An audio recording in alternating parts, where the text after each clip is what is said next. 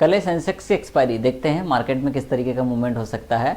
आज बहुत काफ़ी बढ़िया मूवमेंट रहा है निफ्टी और सेंसेक्स दोनों में। डेली चार्ट पर एक बुलिश कैंडल है और बुलिश एंगल्फिंग पैटर्न भी है, लेकिन टॉप पर है तो सिग्निफिकेंस कम है। अब अपन देख लेते हैं कि मार्केट में क्या क्या हो सकता है। देखो, सबसे पहले तो इस हाई की रिस्पेक्ट की बात करें जो कि येलो लाइन वाला हाई है, मैं आपको पहले भी बता चुका हूँ। यहाँ पर क्या होगा, ये जो हाई है वो है 86,000, वैसे 85,800 है, 85,800 है, वहाँ से एक सेलिंग देखने को मिल सकती है।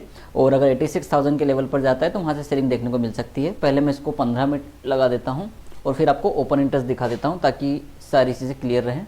ये देखो, ये जो मार्केट आज भागा है ना, जिस तरीके से मैंने आपको पता लास्ट डे बोला था कि मार्केट काफ़ी गिर चुकी है तो ऊपर जाने दो फिर सेल करना, उसी तरीके से मैं ये बोल रहा हूँ कि मार्केट काफ़ी भाग चुका है तो भाई अब पहले इसको ऊपर जाने दो। ऊपर जाने के लिए इसके पास ज़्यादा लेवल है नहीं, 85,800 है जो कि 20-21 तारीख का हाई है, उसके रिस्पेक्ट करेगा, या 86,000 जहाँ पर मैक्सिमम कॉल हुआ है, मेरे हिसाब से 86,000 मैक्सिमम कॉल हुआ है, वहाँ पर जाकर फिर गिराएगा। दूसरी बात करें, अगर गैप डाउन हो जाए तो क्या करें, गैप डाउन हो जाए तो 85,200 और 85,000 की रिस्पेक्ट कीजिए। वहाँ पर मैक्सिमम पुट वाई है, मैंने देखा तो नहीं है पर वहीं है, मैं अभी देख लेंगे, वहीं पर है, वहीं पर होता है यार, सवाल ही नहीं है उसमें। तो 85,200 पे बाय करना है, 85,800 से 86,000 के आसपास सेल करना है। कैंडल्स प्रॉपर नहीं दिख रही है क्या, अब क्लियर है, ठीक है। पर हम सबसे पहले ये देख लेते हैं, ऑप्शन चेन देख लेते हैं, फिर वहाँ पर आ जाते हैं। 27 नवंबर कल बैंकेक्स की भी एक्सपायरी है, मैं ट्राई करूँगा। बैंकेक्स देख लेंगे अपन, निफ्टी बैंकेक्स भी देख लेंगे। ओवाई दिखा दो, ओवाई कहाँ है, maximum port ओवाई, maximum port ओवाई 16 lakh है, 85,500 पे एटीएम पर है, लेकिन मुझे लगता है कल दूर बैठेगा वो 85,200 पर जो कि 13 लाख है, और 85,000 जहाँ पर 33 लैक्स है।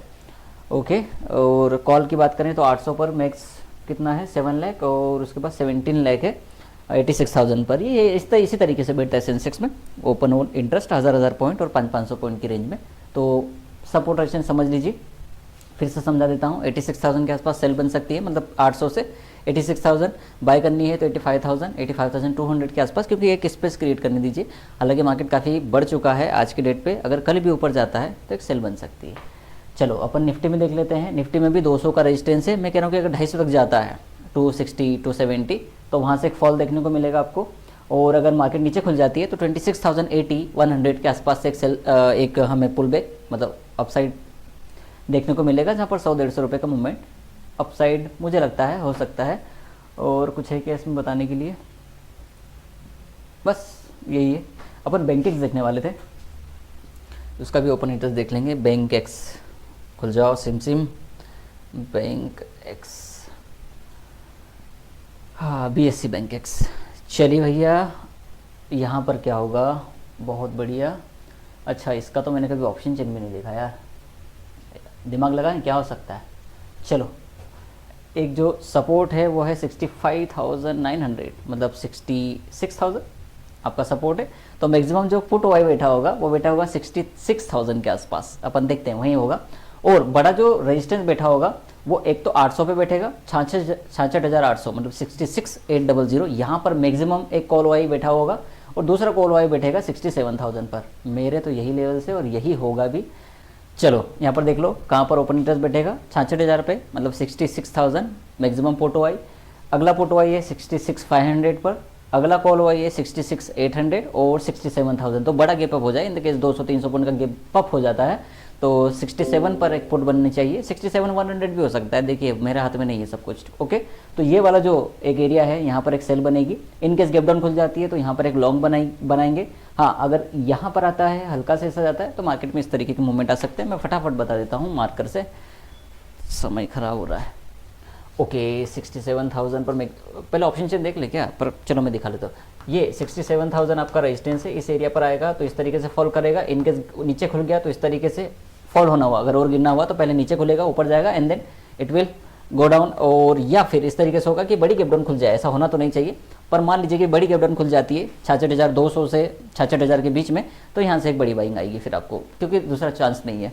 ब्रेकआउट की बात करें तो आई डोंट थिंक कि आना चाहिए, कल एक्सपायरी है।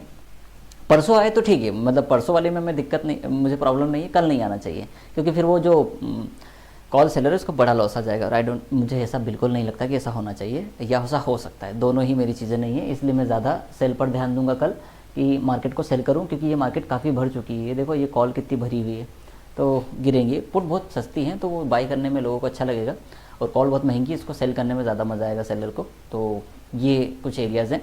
निफ्टी की बात करें तो निफ्टी में मैंने बता दिया क्या, नहीं तो मैं फिर से बता देता हूँ। सेंसेक्स की जो सपोर्ट रेजिस्टेंस है 86,000 85,000, ये बड़े रेजिस्टेंस है। छोटे की बात करें तो 85,800 और 85,500, 300 पॉइंट की रेंज, ये भी हो सकता है। अगले निफ्टी पर चलते हैं। निफ्टी में क्या है, 26,200 250 300, ये एक रेंज है जहाँ पर एक रेजिस्टेंस क्रिएट होगा, है भी, वहीं से गिरना चाहिए कल मार्केट ने। गिव डाउन हो जाती है तो 26,100 26,080 के आसपास से आपको बाय अपॉर्चुनिटी मिलेगी। अगर मार्केट फ्लैट खुलता है तो मैक्स पॉसिबिलिटी है कि एक पुल बैक के बाद मार्केट में एक सेलिंग आनी चाहिए। दूसरा है बैंक, ये तीसरा है बैंकेक्स, जहाँ पर हमने अभी बात की 66,000 और 67,000 सपोर्ट रेजिस्टेंस बड़े वाले। छोटे की बात करें तो 66,500 और 67,000, ये इसी तरीके से काम करेगा। ये भी हो सकता है कि एट द मनी पे ही रोता रहे 66,800 900 850, और वहाँ से एक सेलिंग देखने को मिले। तो ज़्यादा कुछ नहीं है मार्केट में, इन सारी चीज़ों को ध्यान में रखें और ट्रेड करेंगे तो बेहतर प्रॉफिट बन सकता है आपका। और स्टॉप लॉस लगाकर ट्रेड करें, बिल्कुल ओपन पोजीशन ना रखें। हाँ, वो अलग बात है कि आप हेज करके ओपन जा रहे हो, वो समझ में आती चीज़ें, क्योंकि वहाँ पर रिस्क मैनेज्ड है। बाकी तो कुछ नहीं है। फॉलो करते रहिए इस तरीके के वीडियोज़ के लिए, और थैंक यू फॉर वॉचिंग।